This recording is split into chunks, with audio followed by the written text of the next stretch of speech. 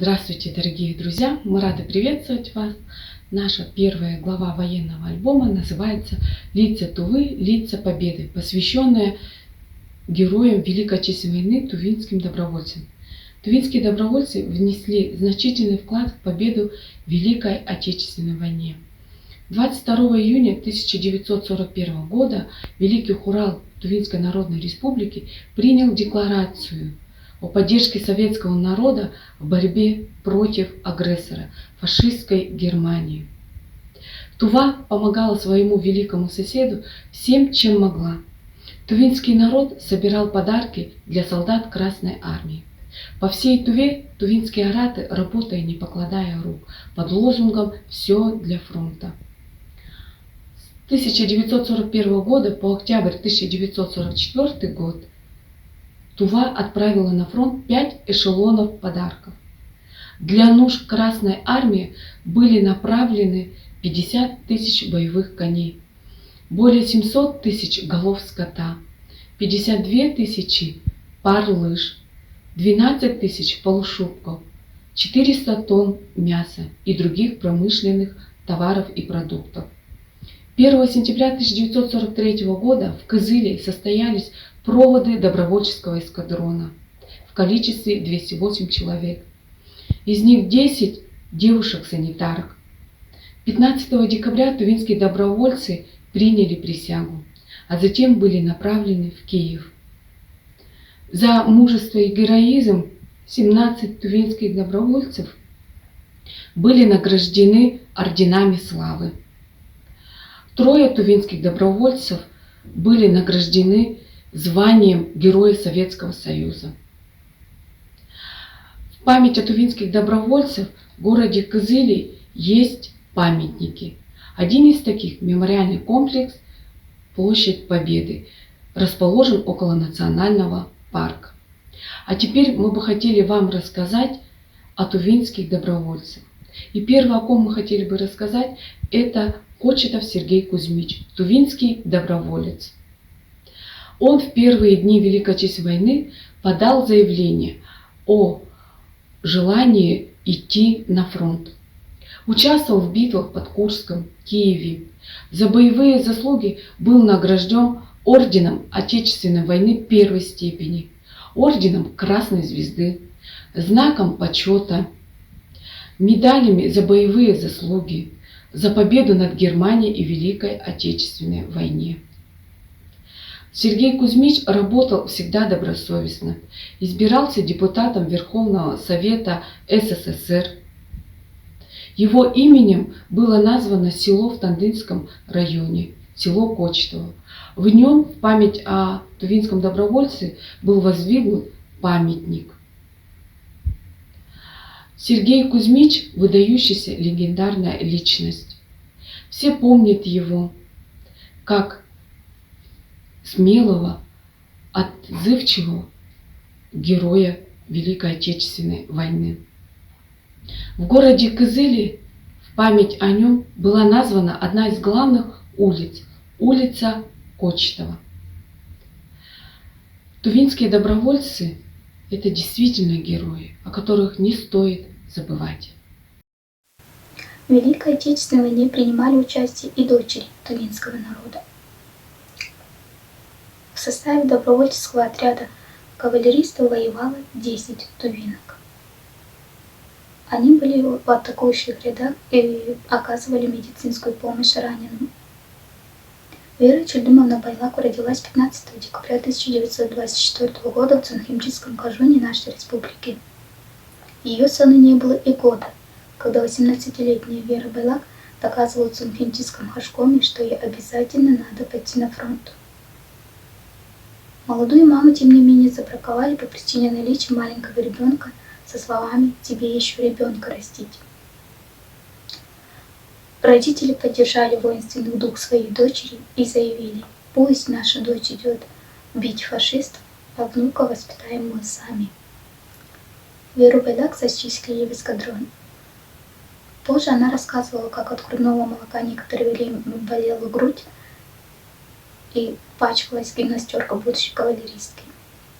Войну прошла в составе Тувинского кавалерийского эскадрона которого фашисты прозвали «Шварце тот», что означает «черная смерть».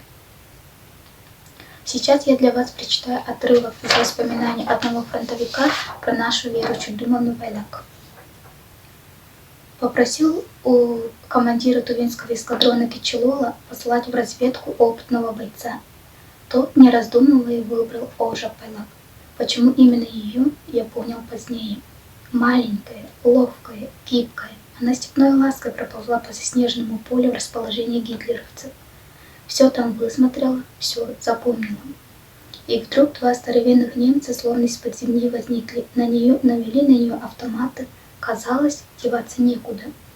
Но здесь произошло непредвиденное. Фашисты, видимо, приняли Байляк за подростка и на какой-то миг утратили бдительность.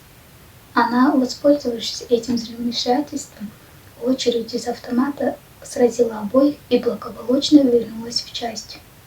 Это из воспоминаний разведчика Ивана Кузнецова. Вера Байляк, начинавшая войну в звании рядового санинструктора, закончила ее в звании сержанта.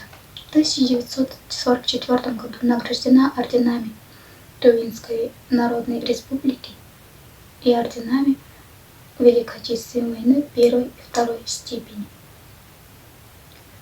В 2015 году хурал представителей Цунхимдитского кожуна приняли решение об увековечении имени знаменитой землячки и присвоении ее имени в школе номер 4 города Качадан. Также такой честью удостоилась улица в селе Хайракан Цунхимдитского кожуна. 15 декабря 2018 года в городе Чадана состоялась торжественной церемонии установки памятника Веры Чудимовны Байляк. Ее завещанием стали слова из запрещения: «Любите Родину и будьте готовы защищать ее так, как защищали ее мы. Будьте достойны великой победы». Бухтуев Михаил Артемьевич, герой Советского Союза. Родился 23 ноября 1925 года в поселке Карагаши Толчинского района в семье рабочего, член ВЛКСМ.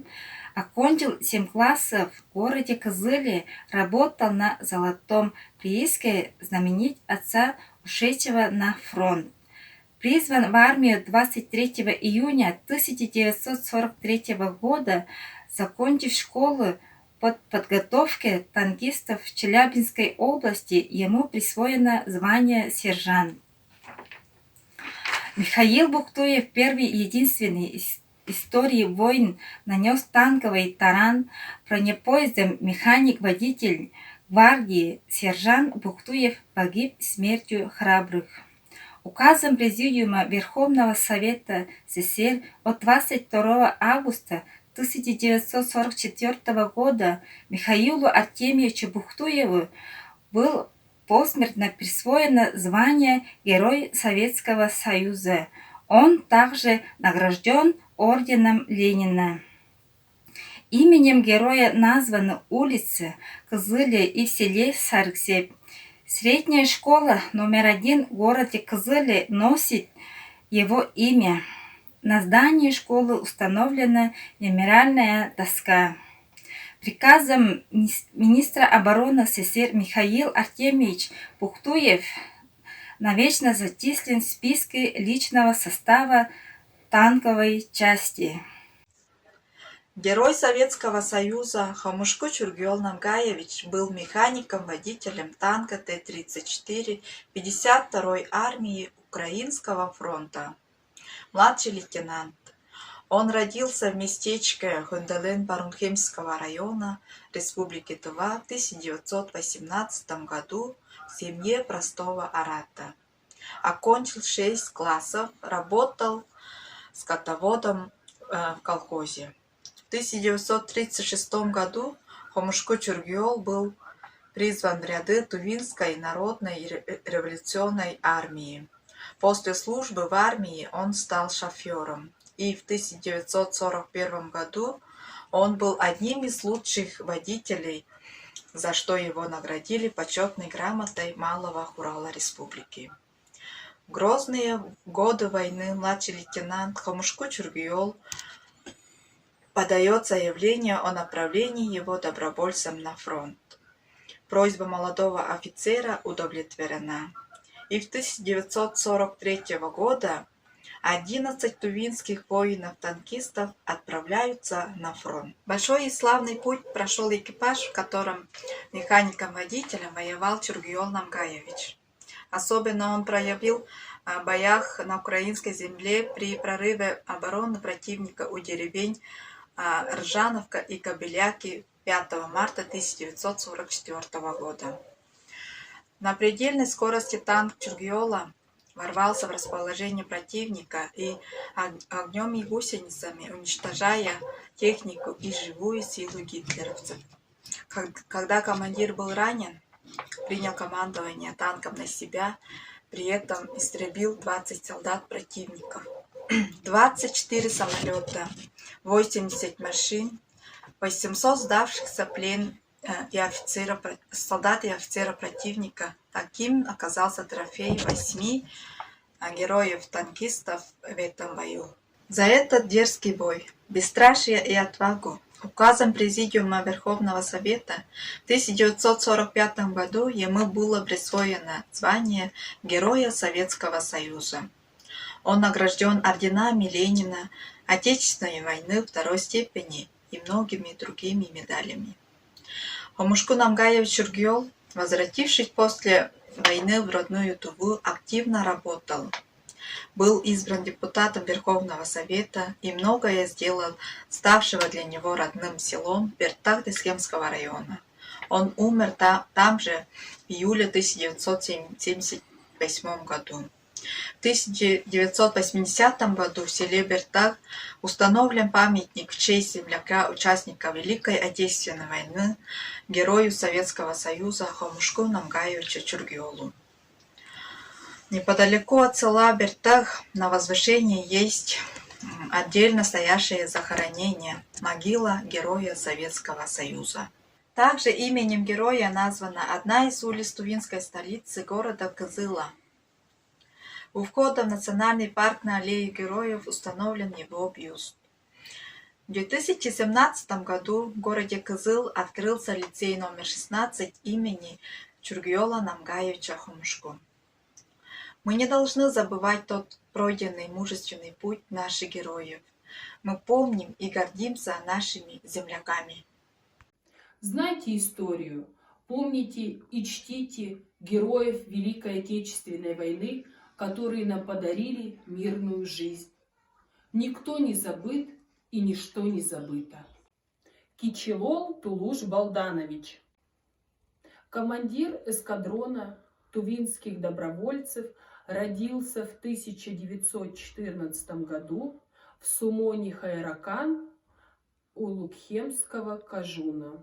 Первый тувинский добровольческий кавалерийский эскадрон в составе 208 человек под командованием Тулуша Кичилола ушел на фронт 1 сентября 1943 года. Кичилол не знал страха в сражениях, всегда проявлялся в самых жарких точках боя, грамотно и умело командовал веренным ему подразделением.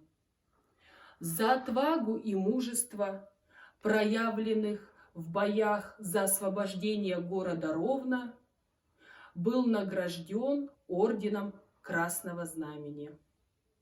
Славного сына тувинского народа не стало в июне 1945 года. 5 мая 1990 года Тулушу Кичилолу присвоено звание Героя Советского Союза. Имя героя носит одна из главных улиц столицы республики и средняя общеобразовательная школа номер 3 города Кызыла.